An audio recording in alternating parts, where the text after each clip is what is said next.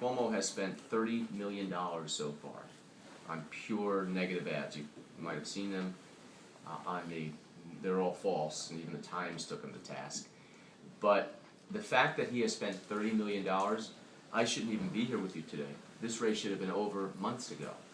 And the point is, in the last 2 weeks, this race has tightened so much that we're winning in parts of New York, we're winning now we're winning the suburbs now.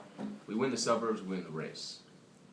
And the polls came back last night and the day before in a lot of different congressional districts around the state, where we're now neck and neck or ahead, picking up 10 points over the last week. This is shifting very quick.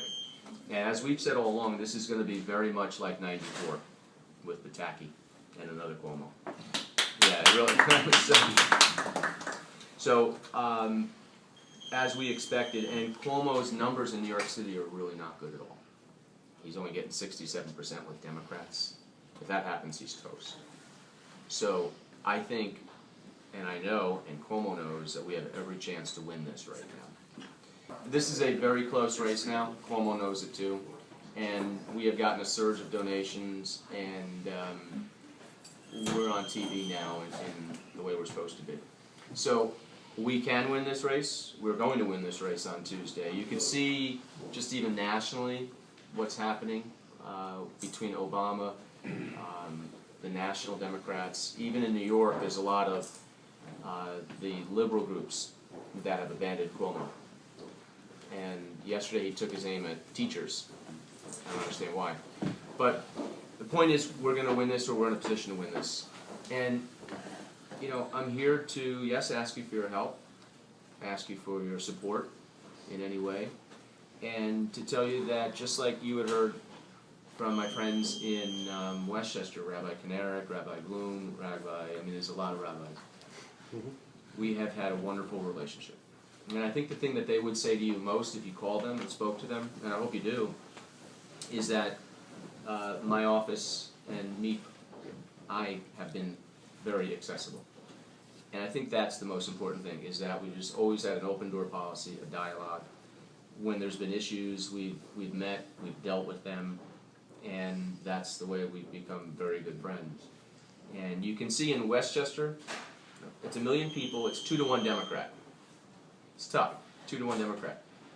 And, you know, it's not, it's deep blue county.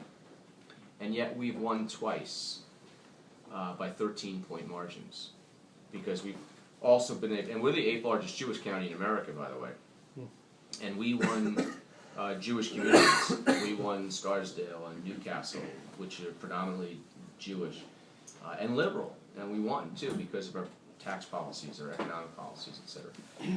We also were able to attract minorities, blacks and Hispanics. And I speak Spanish, and so we're making a concerted effort there. We're doing well. So, you know, my stance on Israel, I think, has been very firm. I went 2 years ago on a mission. We had an amazing time in Israel, seeing, you know, from the Golan Heights straight down. It's just an amazing place, and I learned a lot. We've made some very good friends along the way, and unlike Andrew Cuomo, who feels the need to go a month and a half before an election, you know, I was there 2 years ago to learn. And it's when you go to Sderot and you see what's going on, how people live this way and yet live and function, it's quite amazing.